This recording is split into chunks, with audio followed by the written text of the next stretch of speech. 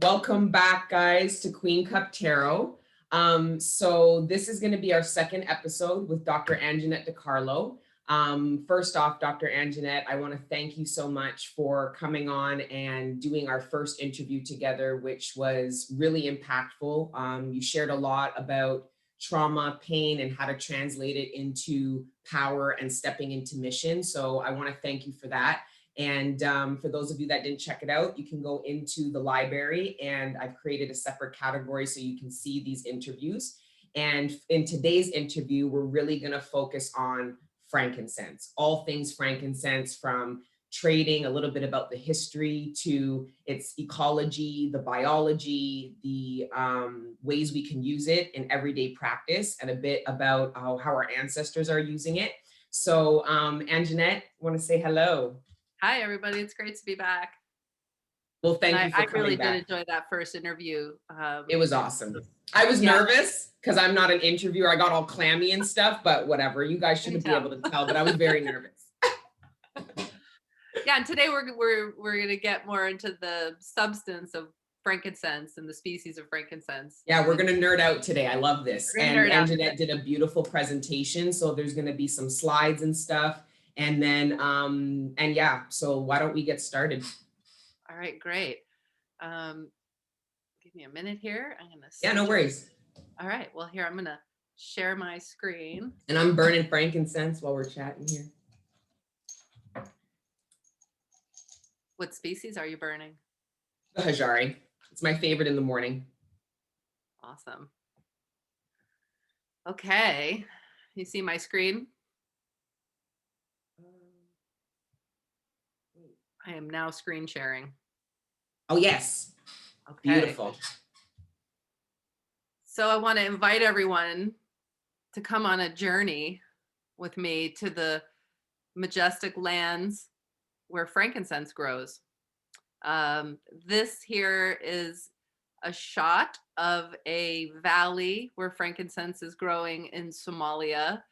And you can see just how magical these landscapes are. And there's quite a bit of variation. You're going to see some of that in the slideshow, but we're going to start our journey together. And I want to invite you to come on this path with me to really understand the heart of the issues for frankincense trees and why frankincense is so important to us, the health impacts. So that's where we're going today. And what you're looking at there is a frankincense trail. You can see there's a couple guys there walking on the trail. This trail traverses this entire escarpment from Puntland, Somalia, straight through to Somaliland, the Senag region where frankincense grows. And this is an ancient trail where frankincense has been moved for hundreds, if not thousands of years. Just phenomenal landscape. Not usually the images you see of Somalia. When people say Somalia, they wouldn't really associate this beauty, this forest. But this is the reality of just how gorgeous this place, this part of the world is. Magical. So frankincense grows across the range where you're seeing all these red dots. Now, within within the family of frankincense, there are 23 different species of frankincense trees. So you see there in India, you see some red dots where assessment of trees has been completed, and that's the species known as serrata. It's used a lot for the extraction of boswellic acids, and we're going to talk about that. When you come across now into the Middle East, and obvious Africa is the majority of the growing region of different types of frankincense, you start to see that it grows along the Red Sea in Oman and Yemen. But you can see also Somalia going into Ethiopia and across the Sahel belt, right? This is also where the green wall movement in Africa is quite prevalent, to be planting trees in this zone to halt desertification, right? So frankincense grows in that margin right between desert, complete desert, and transitioning into subtropical and then into tropical forests, and that's exactly where frankincense grows, all the way across West Africa, where we have other species called Dalzielii. So I love trees, and I love what's cool about these trees. It's it's an old species. It's 26 million years old. There's 23 species of Boswellias, which means there's 23 different types of the trees. And everywhere that it grows, it's used locally for its health benefits. In fact, over 5,000 years of history with the trading of frankincense resins as a commodity makes it one of the oldest internationally traded commodities in human history. They're also uniquely adapted. If you really look at this picture here, this is a Fariana tree growing on a rock in Somaliland. And this tree literally will never get its roots into soil.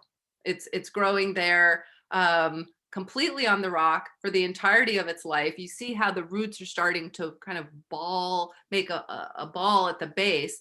And for a tree to be able to do this is quite amazing. Is really quite amazing. There are many trees that will get their roots into the soil, but many of them will live out their entire life on the rock.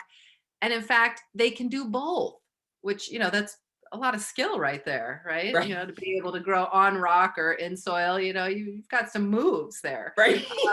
They're also growing where it's dry and not a lot of nutrients in the soil, not a lot of organic matter. So they're growing in marginal places with very little water, sometimes never getting their roots into soil, but yet they are chemists, they're alchemists, and they're creating this complex chemistry in their resins.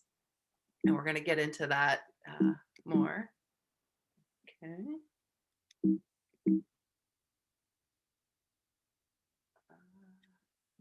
We're having a little technical glitch, but there, we got over it. We're good. Look at how beautiful. These are glam shots of gorgeous frankincense trees. What else is there to say? Just how beautiful. Here's some more glam shots. You could see how rugged the terrain can be. Right. This is not an easy area of the world to go out into the forest and tap trees. You could see really how difficult this work is to be tapping and moving out at the base of the trees. And here's some more gorgeous trees. These trees now are being tapped. They're under production to make frankincense resin, and they're over tapped. This is partly I'm showing these pictures because I want you to get a sense that these trees aren't growing in isolation, that they're growing in a forest community, and that these trees are part of an ecosystem. They're not grown at mass scale in cultivation.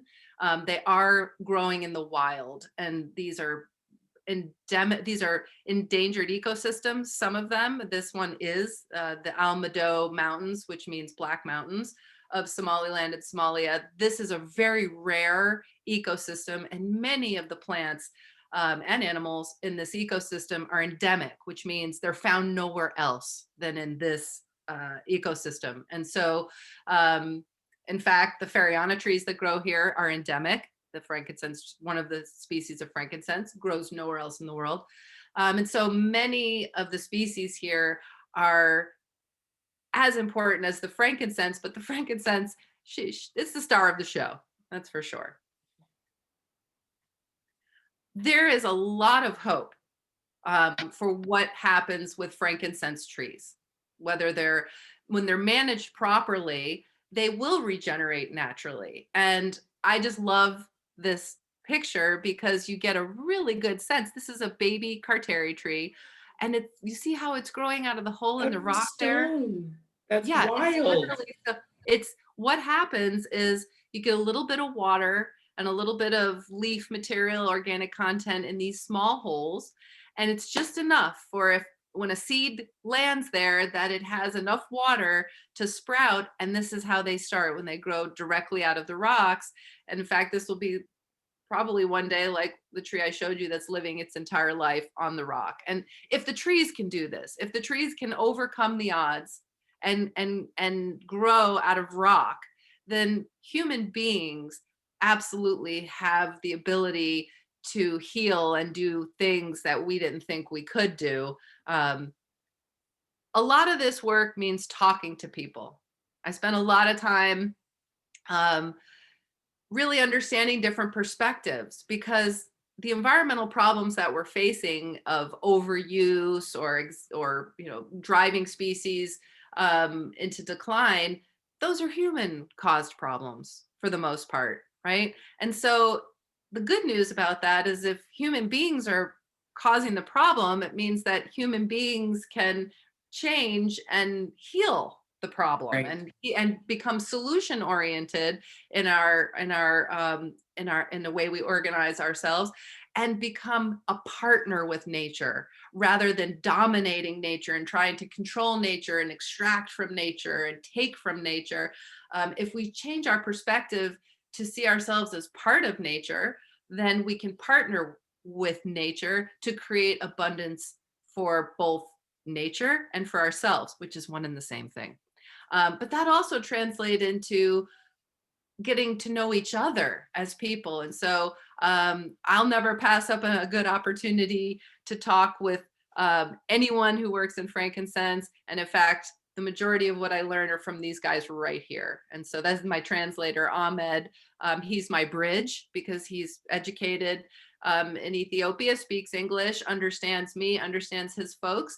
And people like him, it would be hard for me to do this work without, because he's a bridge, and is an incredibly important role that he does there.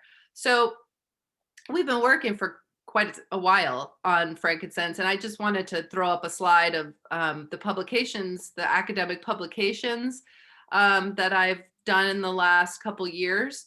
We're incredibly committed to understanding frankincense and where the gaps lie in research around these trees. So there's a few. And at the same time, we've seen just a rise in media attention around frankincense and what's happening with the trees.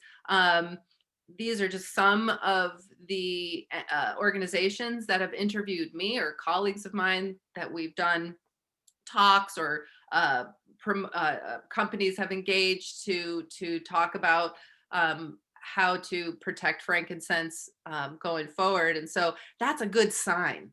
It's a Right. really good sign. And if you want to see the full list of media that I've been involved in, you can see it on our savefrankincense.org blog. But I wanted to give you an example, because this is good news. This means more attention being put on how can we sustainably tap these trees and produce frankincense that's much needed for human use, for medical and other uses, but in balance with what the trees can put out without killing them or overriding their carrying capacity. And that's really where we're at right now, is how much frankincense can be produced sustainably. And so here's a gentleman tapping a tree. Like I said, not easy work. He's up in the tree on a cliff, tapping these trees in a pretty hot time of the year. So I have a lot of respect for the work that these guys do. This is a fresh tap. So I often get the question, what is frankincense, and where does it come from? A lot of folks are used to seeing it as an oil. I know, Destiny, in your tribe, a lot more folks are accustomed to the actual resin. Well, here it is.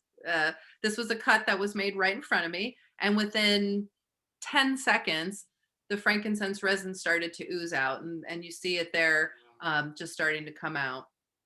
And what kind of resin is this one here? What kind of tree? Carteri. Carteri. Wow. Carteri. And what's happening here is the resin is the tree's natural defense mechanism. So, branches break, trees get cut. they immediately start to produce the resin to heal the wound, to act as a Band-Aid, to cover it and protect itself so that microbes that are dangerous to the tree's health can't get in to the tree. So it acts as a physical barrier, like a Band-Aid, but also the chemistry of the resins is antimicrobial, and that also protects the tree from microbes that are dangerous to it.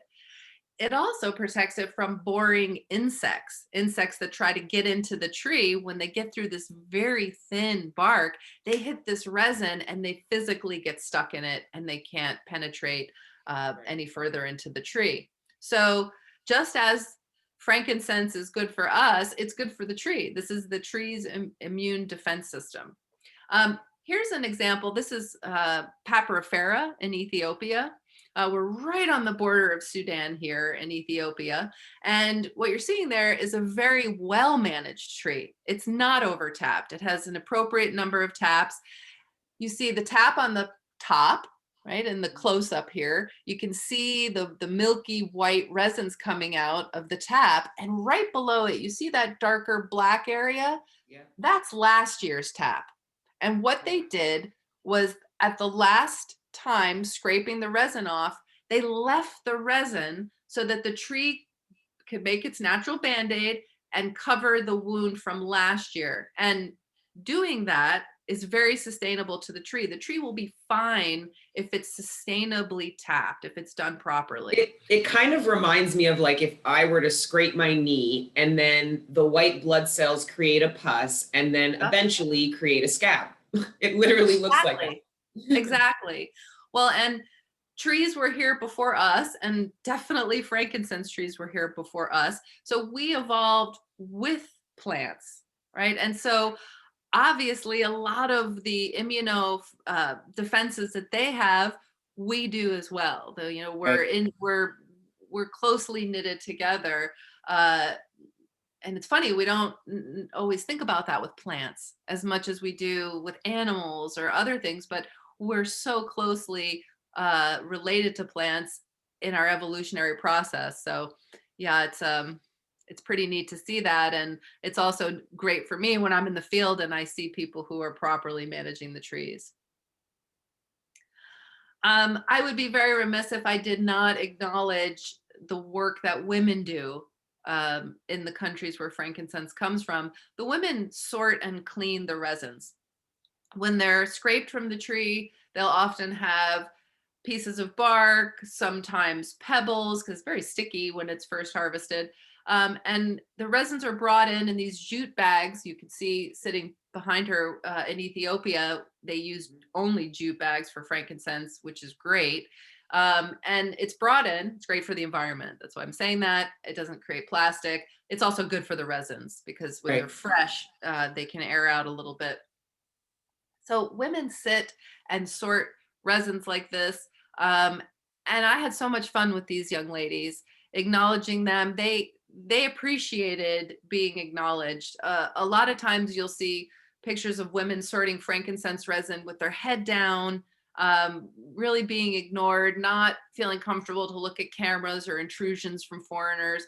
And so acknowledging the role of women and what they do in frankincense is so important. And I really like to spend time with them. I mean, I'm a woman. I like to hang out with other women. Our sistrins, yay. But yeah, but they know a lot about the resins because they handle them, you know? And so there's a lot of insights from women that have been overlooked. And when we talk at another time more about how people can get involved and what are some of the humanitarian things that can be done to improve the frankincense supply chain, empowering women is certainly a huge factor here, and not necessarily pushing for women to be tapping trees, but planting trees or stewarding seedlings or all making products, distilling, micro distilling oils. There's so many opportunities for empowering women in frankincense in the countries where it grows. And I really look forward to doing more of that in the years to come.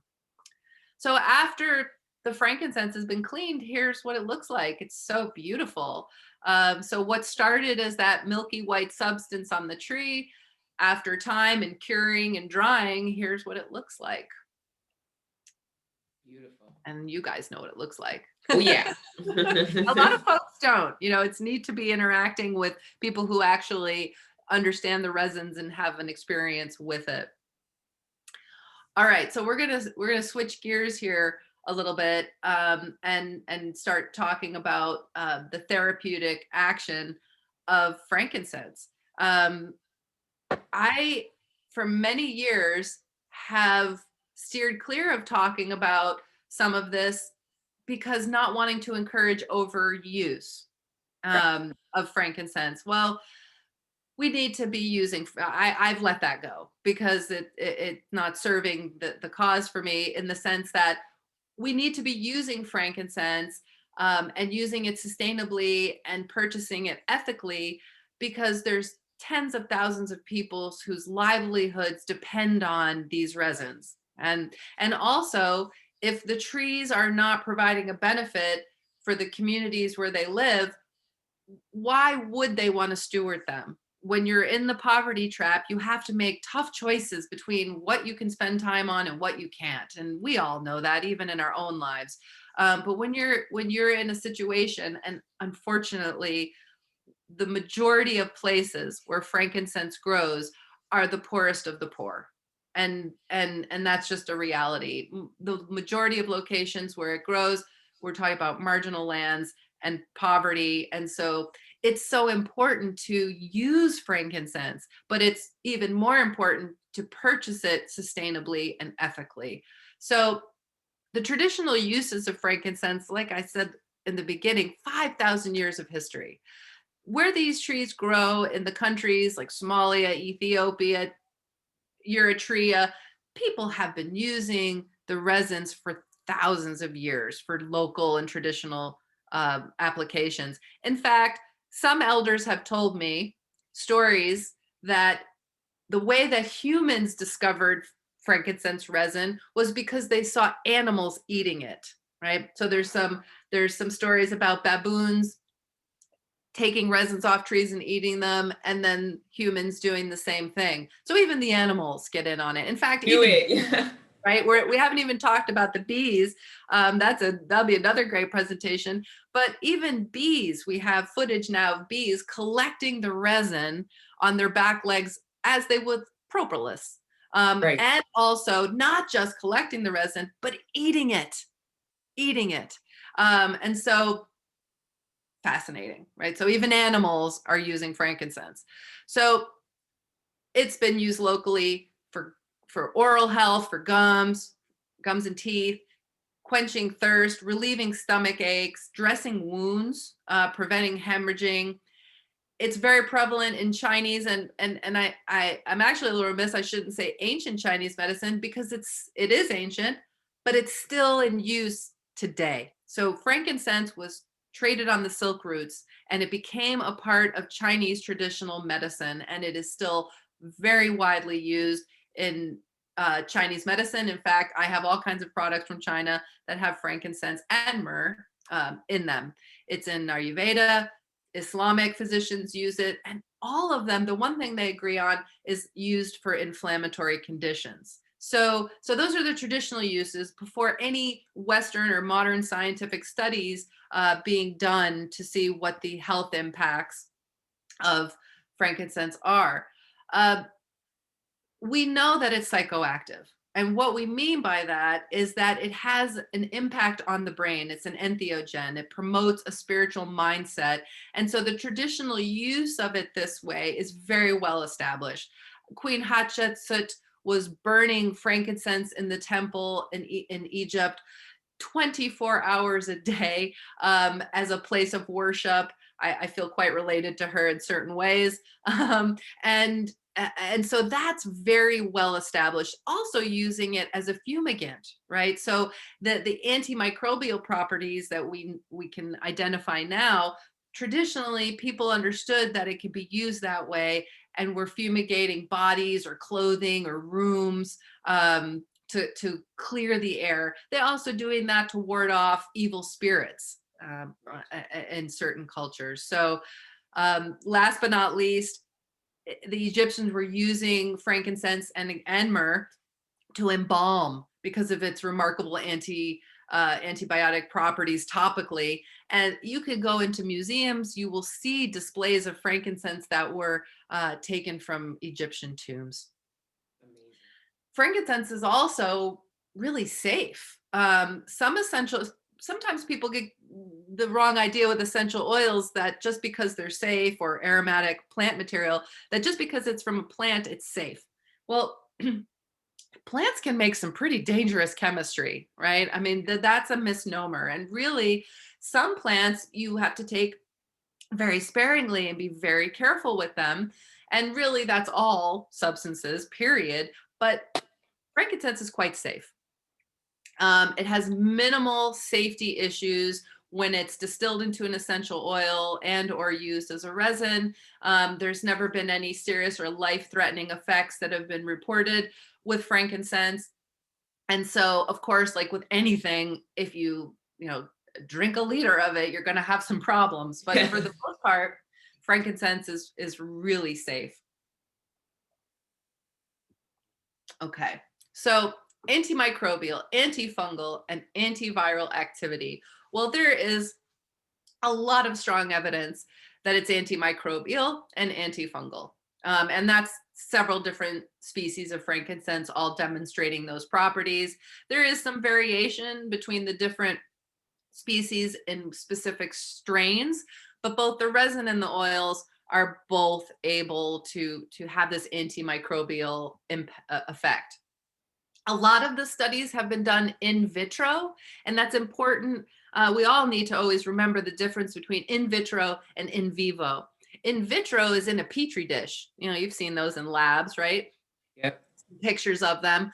That's done in a petri dish. In vivo is when it's done in people, in bodies, or in animals. So a lot of the studies that we base some of this on are in vitro. So we can't assume that frankincense would be an antibiotic if it's ingested, but it's effective topically. You know, that we can see. And it doesn't mean it isn't. It just means it's not studied yet. There hasn't been an in vivo study Right. of it as an internal antibiotic. Uh, there's some evidence that frankincense has antiviral effects. And again, we still need some more studies on this. All forms of burning the oil and extracts have been shown to have these antimicrobial properties. And that's pretty cool. I mean, sometimes when you change from the raw form to a distilled, you lose. But in this case, it's in both. Anti-inflammatory conditions are something that are really prevalent in Western society: stress, diet, work life, etc. And anti-inflammatory for a lot of holistic practitioners is a precondition to more serious disease in the future. A lot of holistic practitioners will talk about reducing inflammation in the system due to the fact that it can lead to more serious diseases like cancer and other things. And so I've always been extremely interested in frankincense's ability to be anti-inflammatory. And so what I'm laying out for you here is something that can be extracted from frankincense resins. Okay, so you take the resins and you extract out, and chemists can do this through a process to remove the boswellic acids. The boswellic acids are in the resin, and when you remove them, you can make them a concentrate. And so some viewers might have seen in the health food store boswellic acid supplements. And what that is they've extracted the boswellic acids from the frankincense resin. The only problem there is that there's some major quality and testing concerns for consumer safety across the board in herbal remedies and herbal products. There's been many cases where consumer testing has been done to find that there's not really what the bottle says is in there, right? So maybe it'll say, oh, there's 500 mgs of boswellic acid, and it's tested and there's only 100, or there's none. I mean, this is real, and this is why knowing where you're getting your products from, knowing who's testing those products for safety is so important, and this is a real issue. So not only in frankincense, this is an issue across the industry. Um, yeah, so I mean, boswellic acids are an incredible component of frankincense. Um, Again, we need more studies. We need these human studies of good methodological quality to indicate the clinical effectiveness of boswellic extract. Anjanette, just tell them I'll be the guinea pig. I'll eat it. I'll put it on my face. Do whatever they want. Agreed. Agreed, because it is safe. So being in a clinical trial taking frankincense is not something I would worry about. Yeah, it's the only one clinical trial I'd probably do. Yeah. Well, and it's pretty well understood. There's quite a bit of science and traditional knowledge that frankincense resins are anti-inflammatory, and it's due to this boswellic acids. It's these boswellic acids within the resins that can be extracted and concentrated so that you could take a larger dose of them if you already have arthritis or Crohn's disease. But from a holistic standpoint, using them regularly without those conditions could be neuroprotective. I have a slide on that a little bit too. So frankincense also has an impact on the central nervous system. It's been shown to be anti-anxiety and antidepressant. And this is due to the impact of the incensol acetate, which is another component of frankincense resins.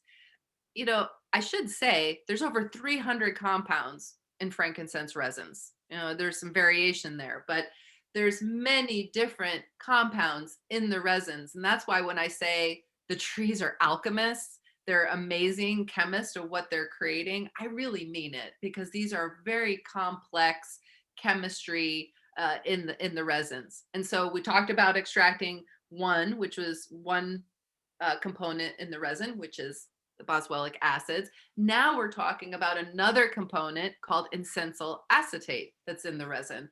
Incensol acetate is what interacts with our TRPV3 neural pathway, and that pathway is directly related to anti-anxiety and antidepressants.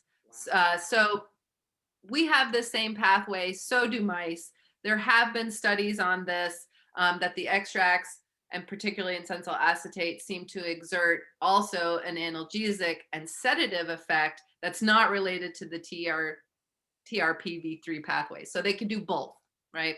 They can impact, the incensol acetate can impact this neural pathway that is related to anxiety and depressant, and the impact of the frankincense is to reduce anxiety and depression by interacting in this neural pathway.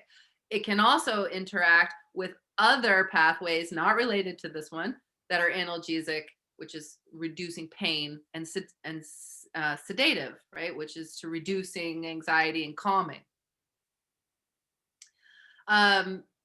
I want to get into a little bit more about this term entheogen, because when we talk about that, again, there's no human trials of the antidepressant or sedatives, but knowing that this pathway exists and that it interacts with this pathway, and coupling that with traditional knowledge and also the use of it in religious rituals for thousands of years, it's very likely that the basis for its use as an entheogen is this interaction with this pathway to calm and make a person feel better. It's associated with feeling warm and feel good sensations. So what our ancestors have known for thousands of years, that when you burn this resin, that it creates a feeling of feeling good and feeling warm and calming down and lifting off depression and things like that. They knew that it caused that feeling. So of course you would burn it in spiritual settings. Of course you would burn it at a tarot reading. Of course you would burn it when, in preparation for prayer or meditation. And now with Western science, we can see the pathway, which is this TPRV3 pathway. And that's so neat to me, that it's so it's so cool that we know that it's the incensol acetate within the resin, and we know the pathway that it's working on to experience these feelings that we collectively call spirituality, right? And that our ancestors knew that, and that science also can start to identify that. Anti-cancer activities of frankincense, there's some promise there. And I'm very careful about this because one of the things we have to be careful about is making over claims about what a plant species can do, because that can cause a rush on that plant species that can hurt it, right? So we have to be careful. We don't want to just throw around claims of being anti-cancer, and it's certainly not there yet. But there have been, and I want to address it because there's research out there.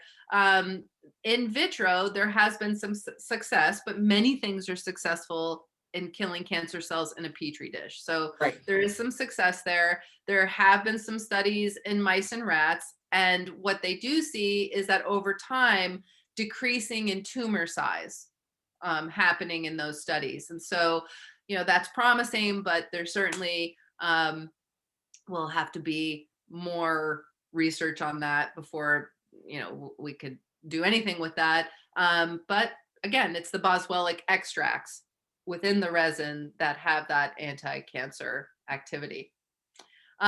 It's definitely bioavailable. Topically, the application of boswellic acids appear very effective for skin conditions because reducing inflammation in the skin. The oral consumption has, again, traditionally was used for stomach pains or gastrointestinal issues, effective for that. And that's good because oral ingestion doesn't necessarily translate into being seen in the blood. So you can take it for a gastrointestinal issue, and that's where it's going to go. It's not going to go into the blood. I find this very fascinating too, that some studies have shown that extracts have limited the neural damage after head injuries. That's performed in mice, which is a little problematic. Animal testing is hard for me, and I try to imagine what was done that they were able to test that. Right. I wasn't the scientist who did that, wouldn't be the scientist who do that, but here it is. And now there is some research, I believe, underway in Europe around using this for humans who've suffered head injuries or going through brain surgery. So very specific niche. And just with regards to that, what kind of consumption, would it just be burning, or was it like actually like ingesting?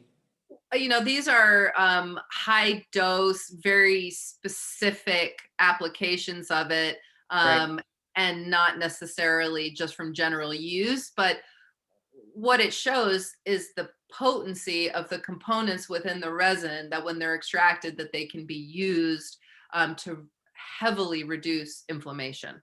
Right, because protecting and limiting neural damage after head injury would be related to reducing inflammation. Okay, yeah, that makes sense. Yeah, so doses are unknown. That's another unknown. I can't tell you that there's a study that says this milligrams does this. We don't. That kind of research does not exist yet either. And the last thing that I want to note is that when you smell frankincense, what you're smelling in chemistry terms is called volatile terpenes. One of the, there's a lot of terpenes in frankincense and in all aromatic plants. So if you smell a rose, you're smelling volatile terpenes. It's a category in chemistry of a type of component. And so volatile terpenes, many which are linked with health impacts, such as alpha-pinene. It also happens to be the most abundant in frankincense resin, this alpha-pinene. And alpha-pinene is shown to be a bronchial dilator as well as being anti-inflammatory. So I hope I'm not confusing, but I want to be really clear. There's many different components in that chunk of resin you hold in your hand. There's hundreds of different chemical components in that resin. We've talked about 3 today. We've the insensyl acetate, the boswellic acids, and now I'm just pointing out the alpha pinene. And that's what you smell. That's part of it's other terpenes combined to make that smell, but this is the dominant one. And a lot of people comment on frankincense opening their lungs or feeling a sense of, of dilating in the lungs. And so I wanted to note that, and also note terpenes for the chemistry minded in the audience. And so we've reached the end of the journey. And we're back on the Frankincense Trail. And this is where I can stop screen sharing and come back on for any questions. Wow, that was so fantastic. We're obviously recording this, but we do want to set it as a premiere on YouTube so we can be all up in the chats and answer all you guys' questions and stuff like that. To reach out to Anjanette DiCarlo directly, you can see her contact info below. She's got her own channel, and she does have her own .org, so Save the Frankincense as well. In the third episode that we do, we're really going to talk about mission work, humanitarianism, not just specifically for, frankincense, but for the environment and different areas and supporting the people in Africa. And we touched a little bit about that in the first video as well, the first episode, but we will go into that a lot deeper in the third one. So I hope you guys come and check that one out as well. And Dr. Anjanette, I thank you wholeheartedly for all this very valuable information that I really hope people take in, and I'm sure it will invoke a lot of questions. So be up in the comments. We'll be in there with you. And then if you don't make the live premiere, definitely look in the description, and you can feel free to reach out to Anjanette DiCarlo directly. Just be patient, because she's got a lot of people asking her questions about frankincense because it's trending right now. I love to talk about frankincense. And one of the things that I wanted to do today, Destiny, with everyone is to evoke a sense of wonder and love for these trees, right? There's a lot of terrible things happening to the communities and the trees. That's not what we want to do today. We'll talk about that a little bit more in the third when we talk about solutions and humanitarian, why we need action here, right? Why we need people to get involved, and why we need action to protect these trees and also to be part of the solution. But really what I wanted to do today was to just evoke a sense of wonder of nature and of trees, and really dive into how important these resins are for health, for the tree's health and for our health. Absolutely. And thank you for showing us a more beautiful side of our home country of Africa. Those pictures were gorgeous, and our people are amazing, doing amazing things. And any way we can be a part of it, the tribe, Angel Gang, we absolutely, we will. A lot of our spiritual growth and development is in order to get out there and do positive things and create impact. And thank you for helping us do that today and giving us all this information. So amazing. We totally nerded out today. That's exactly what I wanted. It's amazing. Great. All right. So we will see you guys for episode 3 shortly. And thank you guys, and keep letting your inner angels live and enjoy smudging a lot. Mwah.